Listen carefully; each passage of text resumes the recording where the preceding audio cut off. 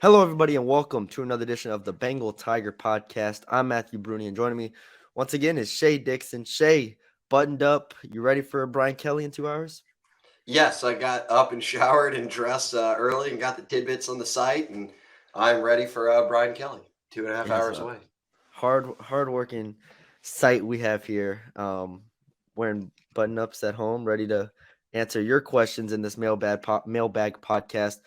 Before we get started, again, $1 for a year on the site. Become a subscriber. You can submit your questions. You get a ton of information, which we have been rolling out for about 2.5 months, Shay. So we're settled in on the site and good to go. So, all right, you have the questions up, or do you want to get I've it got him going here? up. All right.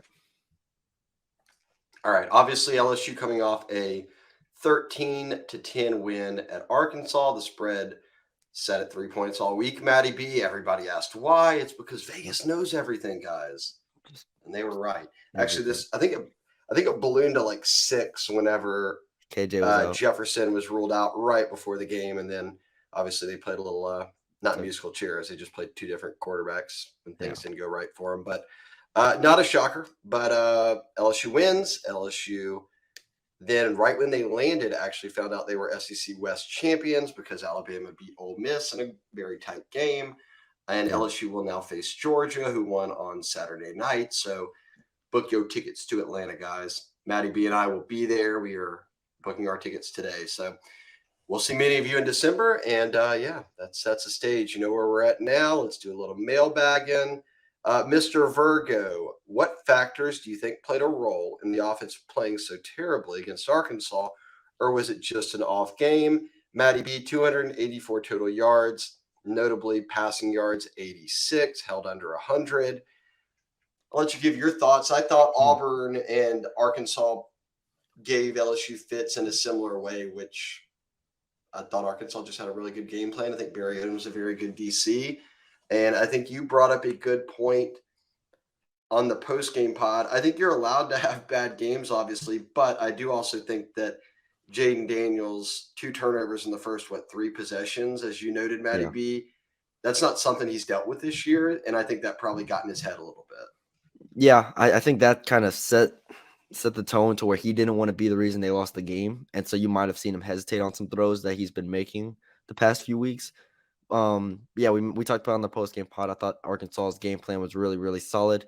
And Arkansas kind of won the line of scrimmage in a lot of downs, which surprised us, right? I think that's kind of the main thing is for the past few weeks, we've looked at LSU's offensive line as being one of the most impressive, units on the team, even with the two freshmen, even with Dellinger out. And now, going into this game where they moved Drew Sanders around, they were able to really hit with the pass rush effectively. I think that kind of also unsettled Daniels even more. So it was a lot of things. I do think it was an off game, but it is concerning. Obviously, moving forward into a Texas A&M game and then theoretically a conference championship game, you want to be playing a lot much better than you were. So you want to take this UAB game as very seriously and try to fix it. It's about a 2 touchdown spread in the UAB game right now, 14, 15 points. If you get a few points for playing at home, I guess you could call it probably a little under a 3 touchdown spread. So expectations are you win. You'd like to see them clean some things up. But again, I think this just because they had a bad game. I don't think anybody thinks LSU's a juggernaut on offense and that because of that, you're susceptible to playing poorly at times. And look, they're not going to give up 7 sacks a game. Yeah. There were times that game that looked a little kind of like the beginning of. I mean, Malik Neighbors drops a ball that hits him right in the hands. That could have moved the chains on one drive. I think this is an excuse. I think it's reality. I think it's 30 something degrees and playing on a field that had iced up overnight, and guys just you Yeah. just are a little tensed up, playing a little differently. You're the hunted now and not the hunter. We called it a trap game, whatever you want to say. If you don't believe in trap games, it's just a tough game. Every SEC West game is a tough game, especially on the road. So I don't think LSU is immune from bad games, and And that was not a great game. So And I also said after the Alabama game in the press box when we were doing the postgame pod, I said this team isn't good enough just to roll the ball out and go beat Arkansas, and A&M to end the season. Yeah, they still have to execute at an incredibly high level, in my opinion, because that's what this team has done this whole season. Like that's what it's taken game in, game out to win games. They've had to execute, and so it's still the case against UAB. It's still the case against A&M, and that's what they're gonna have to clean up. we kind of plays into this next question. We can open up even more. Cairo Tiger asked, we're SEC West champs. Given the low expectations we all had to begin the year, what's the main reason this team has had so much success? Some talking heads say it's a down year in the SEC. I'm not buying that. My opinion, the coaching staff knows how to adapt and adjust. They do a great job coaching that type of guidance. I think that they know how to win, and I think that counts for something. And Brian Kelly's talked about that a lot this year. They fight. We saw that from the opener against Florida State when they fell behind and crawled their way, clawed it, however you want to say, back into it, to Auburn on the road, to falling behind against State at home, to Bama. I mean, there's just been games where they had to claw their way either back into it or in a back and forth game, or this Arkansas game where it's like nothing's going. You got to lean on the defense. I think they know how to win, which is impressive for a team that wasn't much of a team. It was just a collection of new coaches and transfers and true freshmen and all these different things. But I also think, too, there's a buy-in that Brian Kelly talked about from the start of doing things the right way, being held accountable. Look, I talked to some coaches around LSU after the Arkansas game, and they were thrilled with the win. And they said, look, we weren't expecting to be perfect this year, but this team just keeps going out there and fighting. And way more often than not, they end up being the team that wins at the end of the day. I think there's credit to the staff. I think that there's credit to the players. I think it's everybody. This is kind of a true concerted effort from a collection of individuals to, hey, let's focus on one game at a time. And if we can win that one game, that puts us in a good spot to move forward. And it's worked for them. I mean, only 2 losses on the year, and one of them being in week 1 is not so shabby. Yeah. Not too shabby. Just from a coaching perspective, how much they've been able to improve this roster and improve like each individual unit as the season goes on. Like if you think about it, think how much the quarterback position has progressed. Think about the offensive line, receiver, which was, I mean, I don't want to say it was a question mark at times, but it was, trying to get the most out of the talent you have. I feel like they've done a pretty good job of that with this offense. And then defense side of the ball, Mason Smith goes down. They get the most out of Mekhi Wingo in that defensive line, getting the most out of the linebackers, figuring out what combinations work. Secondary, it's a bunch of transfers. They've done a really good job there. I just think the overall improvement and the overall, like you said, buy-in, I think has been huge for this team. I definitely don't think it's been a down year. And even if it was a down year, they still played Tennessee from the East division, right? It's not like they played Florida and Vanderbilt, right? They played Florida and Tennessee. So, I mean, you have to play Tennessee, Ole Miss, Alabama, Florida, and then Arkansas, A&M. So it's still a very, very yeah, and I don't buy into a down year because the only thing that makes it a down year is that if Alabama wasn't good, are they not as good as they normally are? Maybe, but they've only lost 2 games, and it was to LSU and Tennessee. Still a very good team. Tennessee's and both those games came down to the very last play. So I mean, heck, SEC is going to have 4 of the top 7 now: Alabama, LSU, Georgia, Tennessee. Yeah, I don't think it's a down. I don't think it's a down. And then Ole Miss is really good. So, yeah, I agree with Cairo. I don't buy into it being a down year. Nola Fan 33, safe assumption Peyton Todd replaces Bramplett next season as the punter. Do y'all have any intel on how he's progressed in his 2 years at LSU? In y'all's opinion, which incoming freshman will make the biggest impact for the team next season? I haven't heard much on the punting situation. Bramplett, I think, is a super senior. I'd have to check on that if he had any eligibility to come back. But Peyton Todd would seem to be in line to be the replacement. I think he was injured a good bit his first year and just transitioned to being a full-time punter. He played multiple spots at West Monroe, including defense. So I think that first year, last year, was getting healthy, settling into being a punter. they bought themselves some time with Bramblett, and Todd would presumably be the heir apparent, but we'll have to see if this is it for Bramblett or not. I'd have to check and see how many years he was at Notre Dame to know for sure there. Yeah. Then he asked about next year, the freshmen make the biggest impact. We've talked a ton about this. I think it's Deshaun Womack. I think B.J. Ojulari is probably off to the NFL draft, and that edge spot opens up. And there's some talented guys there that you could put, but I like Womack a lot. I think he's going to play a lot next year. I think Savion Jones has some versatility to play along the defensive line, so you don't have to stick him at that edge spot. Matty B, I don't know what your thoughts are on life after B.J. Ojulari in this defense. Deshaun Womack was my favorite defensive line commit that they have. When I watched the tape, like Womack is, he's different than they are. Yeah, he's the best. Womack to me is the best, and he is the highest rated. So I believe he backs that up. Mac, I mean, if we look at like a Mac Markway, if they can get him, or that's a need spot, right? Yeah, tight end. It's a need spot. Depending how they close out the class, there may be some other names there, but Zaylon's Hurd, maybe. Yeah, Zaylon's Hurd. If you want to keep playing freshman offensive linemen. Yeah, just keep rotating freshmen in there.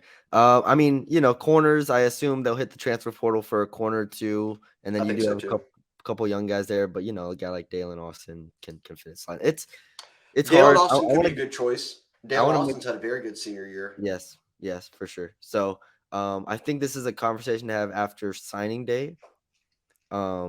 Just because I feel more comfortable after signing day. Well, and then we'll know after February signing day, we'll know which players left, transfer, draft, all that. So you'll have a much better feel for where the open spots are on the team. So, but I like Womack early on. Russell DeBow. We all know about Georgia's D, but how likely is it that the next two teams can replicate the Arkansas defensive success game plan? Matty B, you watched UAB because they played North Texas this weekend. Yeah, and they replicate. Are they good on D? Painful. I mean, they held my North Texas at 21 points. Yeah, it's I think UAB, they have some talent. UAB has always been a really, really good Conference USA team. Like they've consistently won 8 games most years. This year they are a little down. They're 5-5. But they did play Liberty close. They have some fluky close losses. UAB, I don't think can win the line of scrimmage the way Arkansas did. But I think 14.5, I would have had the spread at probably around like 17 or so. So I'm not terribly mad at 14, but yeah, I think they should be okay against UAB. The A&M game is interesting. I mean, UAB, I'm sorry. A&M's defense has not been their issue. Yeah. Auburn A&M was like 7-0 through the third quarter pretty much. I didn't watch that game, but it's like teams aren't like dropping 100 on them for the most part. So no, A&M's defense is not the issue, and they've got some very good players in the front seven, really along the defensive line. So, golly, I think with A&M too, Matty B, it's like when you get to that point in the season, who for A&M still playing? I mean, they've had guys sitting out, they've had guys getting the flu, they've had guys they didn't allow Moose Muhammad to go into the game evidently because he wouldn't take off his armbands or like sleeves or whatever. So it's a mess over there.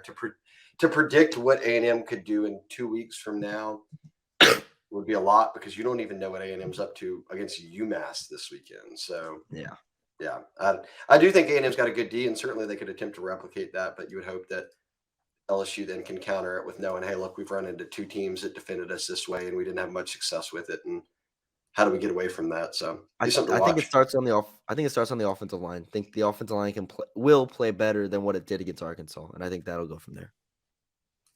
And it's not unrealistic to think that we saw them play a lot better in that versus Bama, who you would think has more talent than Arkansas does in the front seven. Yes. Bourbon and Cheerios, when are we building the Josh Williams statue? No doubt. The man. The Harold Perkins flu game, but Josh Williams, a career high 122 yards and a touchdown, massive for them. No word on the statue, but I'm right there with you, brother. Okay, here's a good question. Man, it hasn't been asked in a while. I'll let you take it. True. Bourbon and Cheerios, is this just a lost year for Jack Bech at this point? This is a guy that was in the top 2 in both major statistical categories a year ago as a receiver. He basically doesn't play. Yeah. I'll let you look up the stats while I do it because I honestly don't even have the stats. I haven't looked at his stats in a minute. Um, lost year. I mean, it has to be called that, right? Because he's not injured. He's been healthy. He's been on the field at times. He just doesn't get the ball thrown to him. And there have been. It's clear to me that Jaden Daniels is comfortable doing what he's comfortable doing, if that makes sense. Like he's comfortable throwing the ball to Malik Neighbors and Keishawn Butte, like and Mason Taylor. Mason Taylor is in there as well. But I think Mason Taylor was kind of ingrained in his head from training camp. So you have those three guys. We have not seen a bunch of other guys really emerge as being a third or fourth receiver. Jeray Jenkins had a good start to the year, hasn't had many receptions since then. Brian Thomas didn't play last week, but still similar thing there. Jack Bech, just the hard part is I wanted Jack Bech to play the Mason Taylor snaps early in the season, and now Mason Taylor has been significantly better. So you don't even have, I can't even justify that argument anymore. And then it felt like after he fumbled the kickoff against Tennessee, we haven't seen him again. But He he's got obviously, hurt, and yeah, then he he's got missed a hurt game, and and he's playing. I'm not saying he's not playing, but it just felt like at that moment, after that point, it was just like, all right, well, Jack Bech is on the back burner. Here are your stats, and I'll give you catches, yards, touchdowns, Yes. which is surprising here. You talk about leaning on Neighbors and Butte. I'm not sure if I would have, God, if you would have made me guess this, I would have probably even been wrong on Butte. Neighbors and Butte both have one touchdown this year. Crazy. Wild. Neighbors, 44 catches, 528, one touchdown. Keishawn, 38 for 388, one touchdown. Dre, touchdown machine over here, 21 catches, 292 and 5. Brian Thomas, 22, 80 and 3. Then you mentioned Mason Taylor, 22 catches, which would be one to two above Dre and Brian Thomas for 214 and 2. And then you get into like Kyron Lacey, 16 catches for 150. Bech does have a touchdown. Bech has as many touchdowns as Butte and Neighbors. How about that? Just only has 10 targets. So I think he's just behind those guys. He's behind Kyron Lacey. So Kyron Lacey plays a good bit more than Jack Bech does. Jeray's touchdowns. Yeah, Jeray's touchdowns this year. He had 2 against Florida State, 1 against Mississippi State, 1 against Florida, 1 against Ole Miss. Yeah. Jeray's your touchdown guy. Yeah. Let's be real about it. Oh, man, we should have had Billy on the pod here. Nah, he would have maybe not given a biased opinion or unbiased opinion on this. We'll let you do it. Is the coach of the year down to, and I don't know if it's just down to these guys, but let you pick, Sonny Dykes or Brian Kelly? I wonder if Heupel's in that discussion. Sure. But yeah, I'd have that group just off the top of my head. Is Kirby in that discussion? You know, I mean, they lost a ton of guys to the NFL draft. No, yeah, you're right. I mean, it's just coach of the year is always like who exceeds expectations to a degree, you know. So if that is whether you like it or not, kind of the criteria. Yeah, I think it's Dykes, BK, and Heupel probably would be the top 3. However you want to sort that out. If BK beats UAB and A&M, you probably would need Dykes to lose a game in the regular season to win that award. But if LSU goes into the SEC championship game at 10-2 and TCU lost the game, like if they lose to Baylor this week, I mean, yeah, it could be BK, and that would be well deserved. No but doubt. Dykes has been awesome at TCU as well. Bogies or Freds? I'll take this one. I was a Bogies man forever in my day, but now Freds is all the rage. So I guess Shaq's not going to Bogies anymore. Shaq's going to Freds. I guess not. Yeah, but I was always a Bogies guy, so I'll stand there. Let's see. Liger 9. What is the likelihood that Jaden Daniels returns to LSU for his second season when throughout the offseason might we have a confirmation on the decision? He's really flashed in games but lacks NFL consistency at this point. Honestly, I think we might know something this weekend. It's senior night, and if he doesn't take part in senior night, I think that's telling. And I have heard that he may not take part in senior night. So does that happen a lot for LSU, where juniors that are probably going to the pros participate? Well, I guess too, he's a senior, but then he's got eligibility left. So we've seen it before. There's been guys who didn't go on senior night, and then it became evident that they were wanting to come back or at least entertaining it. But we'll see Saturday night at 8 p.m., which is a ridiculous kickoff. But I have heard rumblings that he's expected to return. I don't think that's a big shock. Like even Gary Danielson, I think it was the Ole Miss Ole Miss game, game. maybe Yeah. Ole said Miss. on the broadcast that and they had sat down with Jaden during the week that he was like, "Oh yeah, he's coming back." So I don't think Jaden's name is popping up on any NFL draft boards at the moment, and that would be the only reason to leave and not take your final year of eligibility. My And question is if like, go ahead. no, I was just going to say if he's progressed like we've seen this year, a whole nother year off season with Sloan and Denbrock and Kelly and the staff, and then rapport with this team, I would think would only put him in a spot to have more success. So I do not expect Jaden Daniels to go pro. I expect Jaden Daniels to be back.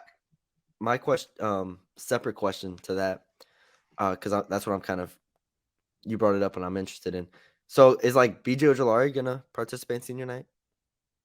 That's what I was going to say. We more often see guys who are underclassmen who will probably Kayshawn? go run out there and do something, even if it's not with their parents or whatever, to have that final run out. So Kayshawn, Ojolari would be guys I would put into that mix of. Okay. They're not seniors, but it's probably their last home game, so then they do something. But that was in the Les and then the O era. We'll see how BK handles that because Okay. this will be his first senior night. But yeah, I would Ojolari, Butte, guys like that you're expecting are not coming back, that are just juniors and wouldn't even be participating in senior night. Are they out there? Do they do something? So we'll keep an eye on it. Interesting. Yeah, be something to watch this weekend. CAF 12 is Tassilia Kana first on the phone if Mickens flips to Ohio State? It's a recruiting question, but it's an easy one. Mickens is committed to LSU, took a visit to Ohio State this weekend, got offered. Now is going to go back for an official visit for the Michigan-Ohio State game. I would think that it makes sense for both edge rushers, but LSU's got 4 total edge rushers now, and Howard, Womack, we talked about being an instant impact guy, Dylan Carpenter in Louisiana, and then Joshua Mickens. And they would still take Akana right now. So I don't think they're tied together. If Akana commits, they would take him even if Mickens sticks. And if Mickens doesn't stick, then maybe you do push for Akana a little bit more, but they're already recruiting him pretty heavily. So I think regardless, they're after him there. Funky Bunch 10, safe to say Daniels plays better against man defense. Or was Arkansas success due to blitz and pass rush? Hoping Denbrock can just adjust moving forward to avoid teams emulating the same defensive approach Arkansas has success with. We touched on the emulation part of it a second ago, but your thoughts? Does Daniels just play better against man defense? I think it's easier for his reads. I don't want to simplify it too much, but we saw at times in the Alabama game, right? It's like, all right, did Malik beat his man? Did Kayshawn beat Eli Ricks? It was kind of simplified those things. Whereas Arkansas, once they kind of started taking away some of the shorter stuff, it forced him, I think, into processing a lot more stuff, and he was already uncomfortable in that situation, in that game, I should say. And so then the zone kind of, I think, got to him at that point. There were some moments where, in my opinion, there were just not many people open, or if they were open, you had to hit them on time, on target, and he just wasn't comfortable in that game. So it's at this point in the year, all defenses know what they are and what they can and can't do at a high level. So I'm not expecting A&M to look at Arkansas and be like, all right, we're going to replicate that exactly. And Georgia, God knows Georgia's going to do what they do. So I think for the most part, it's just about Denbrock and Daniels learning from that game and, going forward, making the right adjustments, figuring out how they're going to handle, I think, more than anything, handle a pass rush that beats an offensive line that we haven't had to worry about that in weeks past, right? The offensive line's been really good. So if that happens again, how can they counter it? Set it off, Mike. Do you expect surprise visitors for the last home game of this season? Not any surprises. You don't really have many surprises for a non-con game, especially at this point in the season when a lot of guys are playing high school football in the playoffs and all that. Yeah. They get kind of dialed in. But Jordan Hall is a defensive lineman, and Pimba's another defensive lineman that are still out there, uncommitted, that have talked about visiting for this game. So they wouldn't be surprised, but it'd be notable if they actually showed up. So we will keep an eye on that throughout the week. Bayou Tiger 22. Do Do you think the offense Saturday was stale due to play calling, weather, or personnel? Was looking, and I thought I heard them say ran the ball 50 plus times, which is crazy. We didn't seem to take advantage of their weakness, which was their secondary. I guess if you're including Daniels' dropbacks, which weren't passes as runs, they had 51 runs. So, yeah, it'd be over 50. But a career high run for Josh Williams with 19. And I think it was something we've talked to some about this already on the pod. I think weather did play an issue. I think play calling does play an issue. I think personnel wise, they just didn't play well in the offensive line. Like yes, Arkansas's weakness was the secondary, but Mariota masked it really well because they sacked him 7 times and did enough on Butte and Neighbors to where they weren't wide open all game long. You've got Daniels 2 turnovers in the first quarter. They're blitzing you all game. It's cold. You just can't get anything going. I wish they would have run it more than 51 times. I was screaming all third and fourth quarter. Just run it, Josh Williams, on every single play. I agree. I mean, we've talked about it a good amount. I'm gonna skip to the end of his second question. He says where he asked if Jane Daniels is struggling with confidence. He says seems to be a week-to-week battle with his confidence. I mean, we had just seen multiple games in a row, basically every game since the Auburn game. I mean, I think he was fine in the Tennessee game too, but like since the Tennessee game, we've seen him be nothing but confident, decisive, and on time. So I wouldn't say it's a week-to-week thing. I think this was the first time since the Tennessee game that he has maybe struggled with that, even though I don't think the Tennessee game he was that bad. I agree. So. And you mentioned this on the post game. He has like 40-something college starts now. Like we have not seen him rattled at any point until maybe this past weekend. And I think it was, like you said, he turns the ball over twice coming out of the gates in the first quarter. You're in a tight game. You're not getting anything going. And he didn't want to lose it for him. So then he becomes a little bit more hesitant. And you can pull that back out of him through film study this week and just resetting things and getting back at home, playing UAB and moving forward. So I'm not worried about Jaden Daniels at all. He's not going to be a Heisman guy every weekend for you. Like, what he is. And right now, more often than not, he's been very good for you. So you're going to get games like that. LSU, Houston, or HOU. Were there other players afflicted with the flu or other sickness besides Perkins? Not that it's like an excuse. I think a lot of guys are sick right now. Hell, it was the Matty B flu game. Yeah. I was sick the week prior. I think everybody's sick right now, especially it's just going around everybody's locker rooms too. And I don't think it'd be enough to worry about it moving forward. Will Brian Thomas be available for TAMU? I don't know. We'll have to ask Brian Kelly about that today. We're recording this before the Brian Kelly presser, and he obviously was a no-go at Arkansas, but I'm not sure what's up with him. As Jack Bech, we answered that one. Hit with the injury bug. He was hit with the injury bug a couple times, but he's also back out there. Yeah. Lack of usage, or is it just a top 5 of Butte Neighbors, Jenkins, BTJ, and Kyron Lacey? I think you hit it nail on the head. I think that they're playing 5. Yeah, then I think they're just playing 5 receivers ahead of him at this point. That's clearly what's happening. BK Utah Tiger ESQ. I don't know if that's like Esquire or what. BK seemed to indicate that Archie had our offense figured out Saturday and we didn't have adjustments. Do you think BK and Denbrock are able to add some new wrinkles over the next few weeks? Again, I don't think it's a worry. I mean, yeah, you can always be better at in-game adjustments. And now look at that and say we've run into a couple of teams that have defended us this way. Here's what we want to do. I just think you're allowed to have a bad game. It's what it is. Yeah, and I said this in the postgame pod. It felt like they came out expecting to be able to throw the ball all over Arkansas. And the first the first 2 drives didn't go how they thought it was going to go. And so then they eventually changed up and started running the ball more and had some success there. So it's just about kind of getting that footing back and being able to adjust maybe a little bit quicker. Why no real TP Tiger? Why no wheel routes or dump offs to Emory? That worked big time in other games. I can't remember the play that he fumbled on. I guess his knee was down, where I felt like everybody was watching it and is familiar with the team and Emory when he was running in the open field. It was like, hold on to that football. Here they come. And sure enough, it was bang, popped right out. I can't remember if that was a handoff or a dump off, but I know a lot of people are just saying, like, look, you gave up all these sacks, run more screens, run more short stuff. I would say we've gotten through this whole chat. No one's even said anything. I don't think Mason Taylor had a target in the game, and he's usually your safety valve on the underneath. Certainly didn't have a catch. I'm not sure if he had a target. Yeah. But I don't know. I think that they can look at that and say, hey, look, here's what we wish we would have done. I also think they just got in a spot where they're like, we just need to run the football.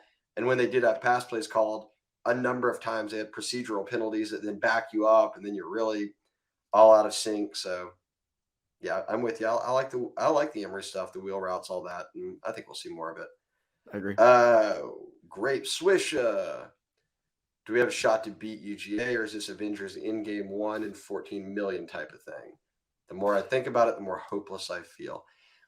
I would look at the SEC championship a lot like I've looked at this season when they've had success. Whatever happens, happens. Did you expect to beat Alabama? No, you were double-digit underdogs, and you beat them. So crazier things can happen. Yeah. LSU's not as good as Georgia. There's not an expectation that they should go out there and beat them, but that's why you play the game. I think there's not much pressure on it. Even if a college football playoff berth is on the line potentially, I'm not sure LSU's feeling a ton of pressure in that game. I think they just have to go out and execute. Yeah, there should be zero pressure at this point. And obviously in the moment, everybody's gonna, want to beat Georgia and all that stuff. But I think it's gonna be tough personally. I mean, what do I know? I thought Alabama was gonna win too. So like you said, that's why they play the game. I definitely think Georgia's a different animal than Alabama and Tennessee, but you get to that point, everything else is icing. I mean, if they are 10-2 going into the SEC championship game with a potential hypothetical playoff berth on the line, you cannot ask for anything more in this year. And if they're 10-2 going into that game and lose to Georgia, they're playing in a New Year's Six game, which is far cry from anything anyone thought was possible. So I am with you. Bengal Bandit, Brune dropped those predictions for the final spots in the signing class. Matty B ain't doing that. Hey, man. Hey, I don't want him. Hey, you ain't ready for Matty B's predictions. Y'all don't want him. Three Little Birds. How does this class finish? Actual names, please. Can use probable. Okay, that's a recruiting pod question. NIL, Derek Williams, recruiting pod. Desmond Ricks, NIL, recruiting pod. Are these things happening behind the scenes? They're exciting. We've had a womp finish to recruiting in most of the recent years. I disagree there. You signed Harold Perkins on signing day last year. What are you womping about?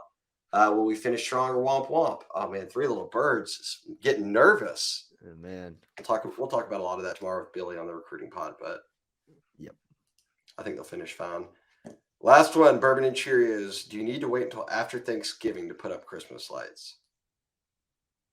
I mean, most people put them up mid to early November, I think. What are you a Christmas lights person? Yeah. Okay. Not till after Thanksgiving. Okay. I think my parents are that way too. If you're playing Christmas music around the house and you've got lights up in the middle of November, you need to put more effort into your job, your family time, hobbies.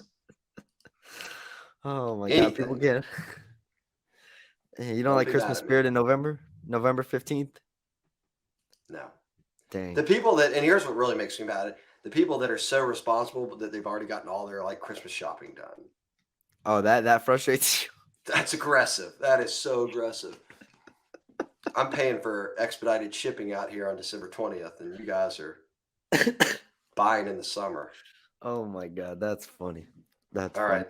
I think that's it. Oh wait. All right. I did skip one because I know that RHCP 93. Will we see Walker Howard against UAB? I don't know. You got to be comfortably in control of the game to get. I just want to win the Walker game. Howard. So I don't know. You would hope. Like I said, I think we talked. I think there was a thread on this on our board. Man, you just approach this game just like every other SEC game. Like you do not approach this game that much differently. Because honestly, I don't know how much worse UAB is than A&M. Like if we're being real, well, UAB ain't Southern where you can exactly get 3 quarterbacks into the game. Like it took Nussmeier going in and turning it over multiple times to get Howard into the game. UAB's not even. I mean, they're better than New Mexico. Like I'm not saying UAB is going to threaten to beat LSU by any means, but this isn't like some awful. This isn't FIU. You can go down the list. This isn't UMass who A&M's playing. This is a decent program that has been really, really good in Conference USA year after year, has some good bodies on the offensive line, has put guys in the pros, and I think has talent that you need to, account for. So, and I'll they got say their this. quarterback back last week. So, In the and they beat Southern North Texas. game, Walker Howard got in, took a sack, but didn't even attempt Yeah, they just to ran the pass. ball. They just ran the ball. So even if Walker Howard gets in the game, I don't think he's throwing it. They're not like if Walker Howard gets in the game, they're up big and they're not out there slinging it around just because they want to see what happens. So I don't expect it.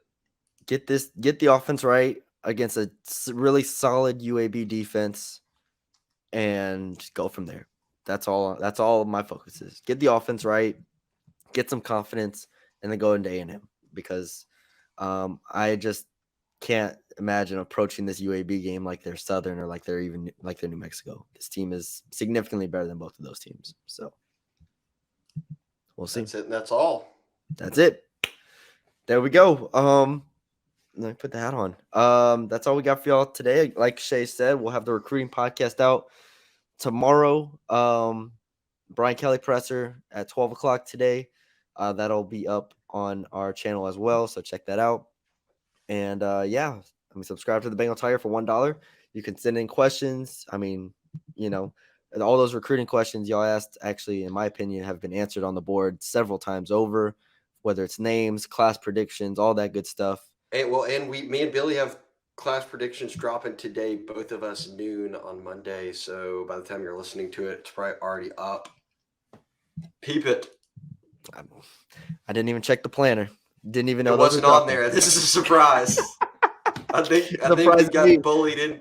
We got bullied into it by people on the board last week, and we're like, screw it, we'll just do some on Monday. So that's funny. That's funny. All right. Well, that's all we have for y'all today. Subscribe to the YouTube channel if you haven't already. That we greatly appreciate it. Leave a like, comment, share with a friend as well. Follow us on Twitter, all that good stuff. We appreciate the support, and we will talk to y'all later.